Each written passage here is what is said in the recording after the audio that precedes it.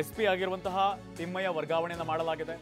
ASP ತಿಮ್ಮಯ್ಯರನ್ನ ವರ್ಗಾಯಿಸಿರುವಂತಹ ಗೃಹ ಇಲಾಖೆ ಜಾಗ ತೋರಿಸದೆ ದಿಢೀರ್ ವರ್ಗಾವಣೆ ಮಾಡಿ ಆದೇಶವನ್ನು ಹೊರಡಿಸಲಾಗಿದೆ. ಅನುಮಾನಕ್ಕೆ ಎಡೆ ಮಾಡಿಕೊಟ್ಟಿದೆ ದಿಢೀರ್ ವರ್ಗಾವಣೆ. ಎಎಸ್ಪಿ ತಿಮ್ಮಯ್ಯ ಸ್ಥಾನಕ್ಕೆ ನವೀನ್ ಕುಮಾರ್ ನೇಮಕ ಮಾಡಲಾಗಿದೆ. ಮದ್ದೂರಿನಲ್ಲಿ ಗಣೇಶ ಮೆರವಣಿಗೆ ಸಂದರ್ಭದಲ್ಲಿ ಕಲ್ಲು ತೂರಾಟವನ್ನು ನಡೆಸಲಾಗಿತ್ತು. ಇದಕ್ಕೆ ಸಂಬಂಧಪಟ್ಟಂತೆ ದೊಡ್ಡ ಹೋರಾಟಗಳು ಕೂಡ ನಡೆಯಿತು.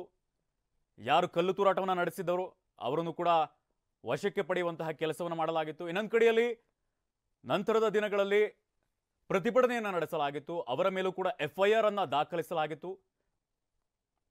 ಇದೇ ಪ್ರಕರಣಕ್ಕೆ ಸಂಬಂಧಪಟ್ಟಂತೆ ಮಂಡ್ಯ ಜಿಲ್ಲೆಯ ಎಸ್ಪಿ ಇರುವಂತಹ ತಿಮ್ಮಯ್ಯ ವರ್ಗಾವಣೆಯನ್ನು ಮಾಡಲಾಗಿದೆ. ಎಎಸ್ಪಿ ತಿಮ್ಮಯ್ಯರನ್ನ ವರ್ಗಾಯಿಸಿರುವಂತಹ ಗೃಹ ಇಲಾಖೆ ಎಲ್ಲಿಗೆ ಅವರನ್ನ ವರ್ಗಾವಣೆ ಮಾಡಿದೆ ಅಂತ ಆದೇಶವನ್ನು ಹೊರಡಿಸಿಲ್ಲ.